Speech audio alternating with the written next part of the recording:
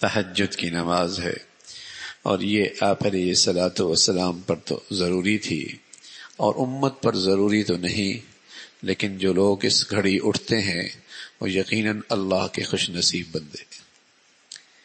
یہ وہ یقیناً اللہ کے خوش نصیب بندے ہیں۔ تہجد کی نماز اولیاء اللہ کی خاص نماز ہے، اللہ کے دوستوں کی، اللہ کے ولیوں کی خاص نماز ہے تہجد کی نماز۔ جو فجر کی نماز کا اذان کا جو وقت شروع ہوتا ہے، طلوع فجر سے پہلے کا جو وقت ہوتا ہے، اگر کسی کو آدھا گھنٹہ بھی نصیب ہو جائے، 15 منٹ بھی نصیب ہو جائے اور چند رکعتیں بھی نصیب ہو جائیں تو یہ بڑی سعادت اور خوش نصیبی کی بات ہے۔ یہ گھڑی ہوتی بھی ایسی ہے کہ دنیا بھر میں جتنے شیطانی کام ہوتے ہیں اس وقت تک سارے بند ہو جاتے ہیں،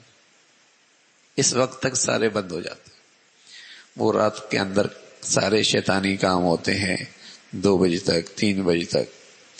جتنا فجر کا وقت قریب آتا ہے یہ کام ختم ہونے لگتا ہے۔ تو یہ روئے زمین پر اللہ کی طرف سے ایک ایسی مبارک گھڑی ہے کہ اس گھڑی میں پھر اللہ کے نیک بندے اٹھ جاتے ہیں اور وہ اللہ کے سامنے قیام میں، رکوع میں، سجدوں میں، دعاؤں میں مصروف اور مشغول ہو جاتے ہیں۔ شیطانی کام اس وقت تک ختم ہو جاتا ہے، رات بھر رہتے ہیں، لیکن اس وقت ان پر ایک موت طاری ہونے لگتی ہے، جسے کہیں کہ نیند طاری ہونے لگتی ہے، تھک جاتے ہیں،